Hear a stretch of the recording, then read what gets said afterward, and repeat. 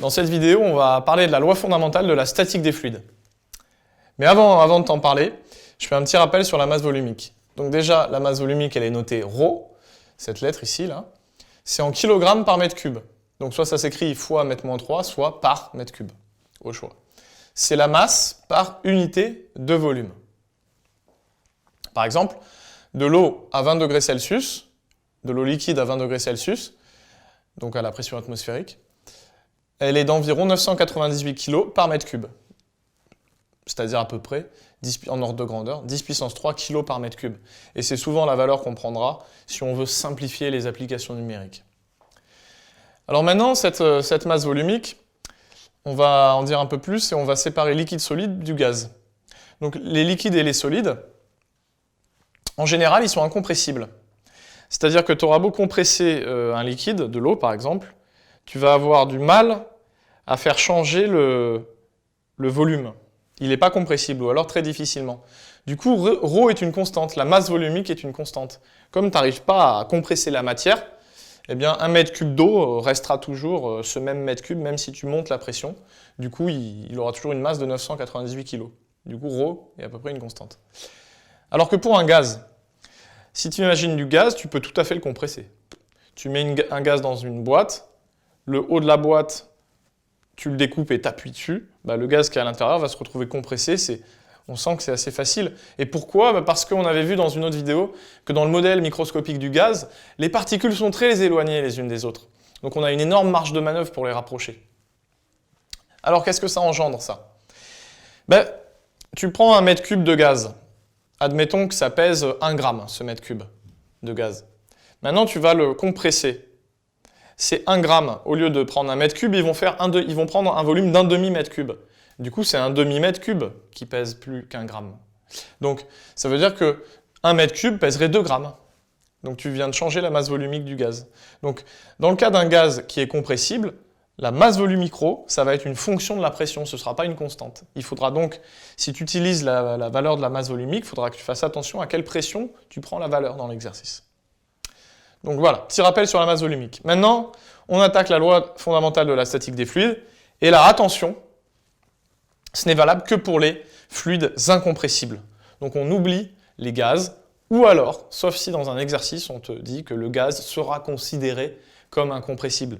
Mais à part ce cas-là, il faut que tu aies à l'esprit que c'est valable pour les fluides incompressibles, c'est-à-dire les liquides principalement. Donc, que dit cette loi?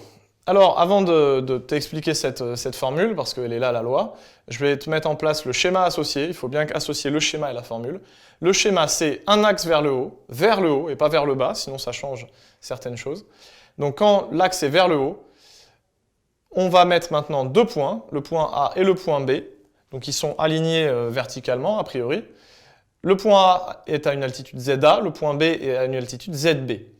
Ici, là, dans toute cette zone, il y a un fluide incompressible. Eh bien, la loi fondamentale de la statique des fluides te permet d'écrire que la pression en A plus la masse volumique du fluide multipliée par G multipliée par l'altitude du point A est égale à la pression en B plus la masse volumique du fluide fois G, l'intensité de pesanteur, fois ZB, l'altitude du point B. Donc PA plus ρGZA égale PB plus ρGZB.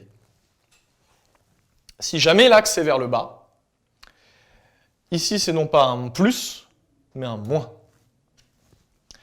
Donc maintenant, pression en pascal, masse volumique en kilo par mètre cube, intensité de pesanteur, c'est en newton par kilo, c'est cette valeur là, 9,81 à Paris, que tu as vu en secondes. ZA, l'altitude, en mètres. Et donc à droite, même chose. Donc maintenant, on va essayer d'utiliser cette formule pour, par exemple, trouver la pression dans l'eau à 10 mètres de profondeur. Masse volumique de l'eau, je prends la version simplifiée de la valeur, 10 puissance 3 kg par mètre cube. Petit g, l'intensité de pesanteur, pareil, je prends la version simplifiée, je prends pas 9,81, je prends 10. L'eau, on va considérer que c'est un fluide incompressible, c'est un liquide, donc c'est une bonne approximation. Et du coup, on peut utiliser la loi fondamentale de la statique des fluides. Je fais un petit schéma, ne néglige jamais cette étape où tu schématises la situation donnée. Donc ici, on a un plongeur. Au lieu d'être à la surface de l'eau, il est à 10 mètres de profondeur. Mais comme il est dans l'eau en profondeur, son altitude, si je mets le 0 à la surface, c'est non pas 10, mais moins 10. ZB. Donc le schéma est fait. Maintenant, je rappelle la formule, PA plus ρ GZA égale PB plus ρ GZB. ZA, c'est 0, du coup, tout ce terme vaut 0. PA, alors que vaut PA? PA, en fait, c'est la surface, c'est la pression à la surface de l'eau.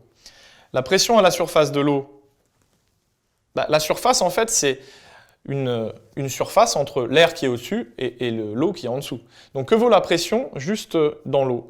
La pression juste au niveau de l'eau dans la surface, c'est la pression juste au niveau de la surface dans l'air. En fait, il y a continuité des pressions.